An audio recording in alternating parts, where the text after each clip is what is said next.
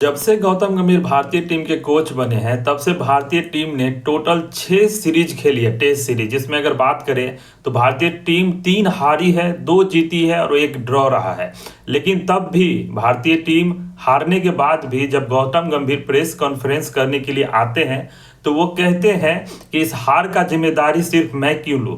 मैंने Asia cup जिताया है, जो कि हम फाइनल में पाकिस्तान से हारने ही वाले थे।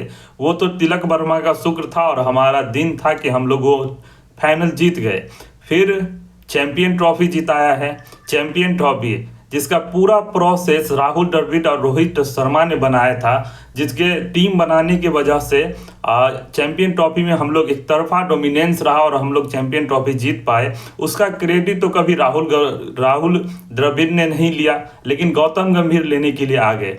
गौतम गंभीर ने फिर कहा कि मैंने इंग्लैंड में टेस्ट सीरीज ड्रॉ कराया। अब ड्रॉ कराया उसका क्रेडिट भी उनको चाहिए। और विराट कोहली ने जो वो परफॉर्मेंस किया था जब वो कैप्टन थे, जब वो एक तरफा इंग्लैंड हो या फिर ऑस्ट्रेलिया हो वहाँ पर जा जाकर सीरीज जीत रहे थे, तब तो उन्होंने कभी क्रेडिट नहीं लिया।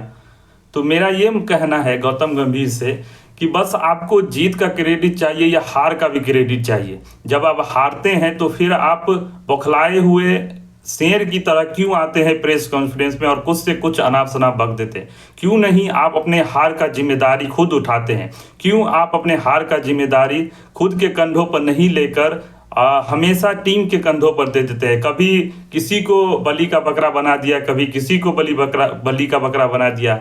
जब न्यूजीलैंड से हम लोग टेस्ट सीरीज हारे तो सारा बलि का बकरा रोहित शर्मा विराट कोहली को बना दिया गया। लेकिन अब जब साउथ अफ्रीका से हम लोग व्हाइट वॉश हुए हैं तो फिर उसका बलि का बकरा कौन बनेगा? अब तो ना रोहित शर्मा है ना विराट कोहली है। और जहाँ तक बात करें तो शुभमन गिल भी आपके पास नहीं है। तो सब तो युवा टीम है जिसको आप ही लेकर आए हैं। आप ही के मन से टीम बनती है, आप ही के मन से कैप्टन बनता है। आप ही का मन होता है तो कभी किसी को ओपनिंग करवा दिया जाता है, कभी किसी को टीम से बाहर ही कर दिया जाता है। आपका मन होता है तो आप शुभमन गिल को T20 में लेकर आ जाते हैं, जबकि मौका यशस्वी जायसवाल को मिलना चाहिए था।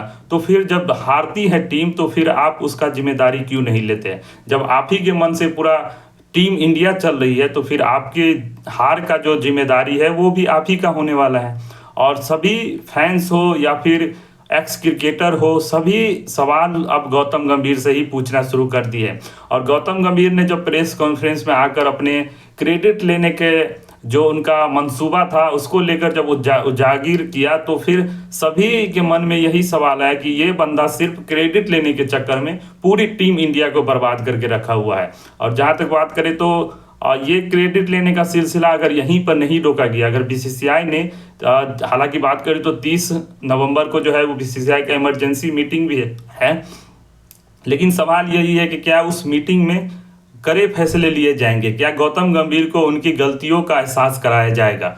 ये भी सबसे बड़ा सवाल है। और सवाल तो बहुत सारे हैं, टीम मैनेजमेंट को लेकर भी है कि अगर सिलेक्शन कमेटी है वो क्या कर रही है। अजीत अग्रकर जो कि बड़े बड़े लंबे लंबे भाषण आकर दे रहे थे, जब रोहित शर्मा विराट कोहली के बारे में उनसे पूछा जाता था, उनके फ्यूचर को लेकर पूछा जाता था, तब तो वो बड़े लंबे लंबे डायलॉग दिया करते थे। और जब अभी टीम इस स्थिति में आ गई है कि हम लोग इंडिया में वाइट वॉश होना स्टार्ट हो गए हैं, तब आकर वो क्यों नहीं लंबे लंबे डायलॉग दे रहे हैं?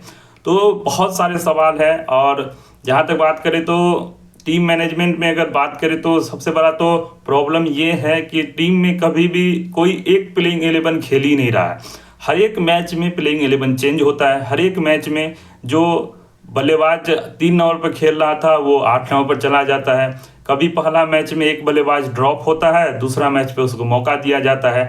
आप इससे कर क्या रहे हैं? जहाँ तक बात करें तो मुझे ऐसा लग रहा है कि आप उस टैलेंट को बर्बाद कर रहे हैं, जो युवा टैलेंट डोमेस्टिक में हो या फिर आईपीएल में हो या फिर कहीं से मेहनत करके वो टीम में अपना जगह बनाए हैं। आप उन पर भरोसा कर तो रहे हैं, लेकिन वैसा नहीं कि आप उनको लंबे मौके दें। आप एक मैच में खिलाते हैं, टीम बुरी प्रदर्शन करती है, सारा जिम्मेदारी आप युवा कंधों पर डाल देते हैं और उनको टीम से बाहर कर देते हैं। और इसका खामियाजा ये हो रहा है कि भारतीय टीम का जो परफॉर्मेंस है, जो 2023 के अंत तक अगर बात करें तो दुनिया की नंबर 1 टीम हुआ करती थी टेस्ट में, आज पाकिस्तान से भी नीचे हम लोग WTC के पॉइंट टेबल में आ गए हैं। और इससे ज़्यादा शर्म की बात नहीं है, क्योंकि पाकिस्तान अपने इतिहास के सबसे बुरे डाउनफॉल से गुजरी है। और अगर बात करें तो पाकिस्तान को हमारे छोटी से छोटी टीमें भी हरा देती है, लेकिन इसके बावजूद आज ऐसा स्थिति आ गया है जहां पाकिस्तान टेस्ट में कहीं नज़र भी नहीं आता है, वहां पाकिस्तान से भी हम लोग अब नीचे आ चुके हैं। और ये बहुत शर्मसार है। और ये सवाल अब गौतम गंभीर से पूछना बहुत ज़रूरी है कि आप कर क्या रहे हैं।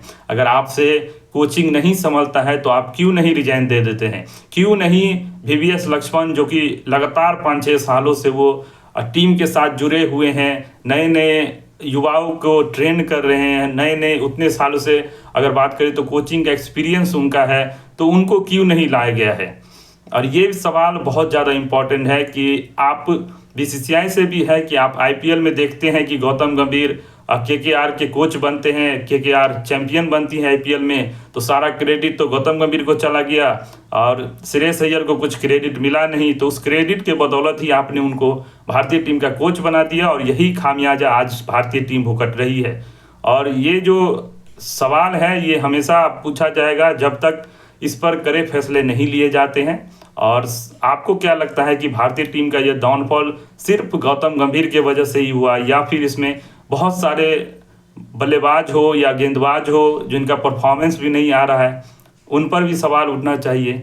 कमेंट में ज़रूर बताएं। चैनल पर नहीं तो सब्सक्राइब जरूर कर ले। फिर मिलते हैं नेक्स्ट वीडियो में।